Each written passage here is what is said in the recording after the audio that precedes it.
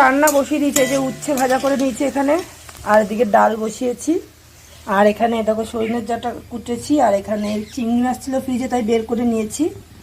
আর এখানে তো রয়েছে সবজি, তার মধ্যে রয়েছে কুমড়ো, বেগুন, আলু, পটল আর পুঁই শাকের ডাঁটা।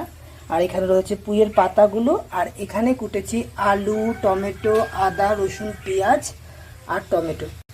বড়ি দিয়ে দিলাম, বড়ি।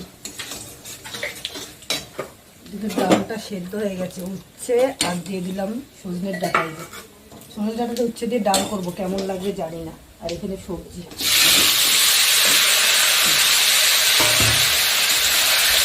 মাংস দিয়ে রেখেছি, পটল ভেজে রেখেছি,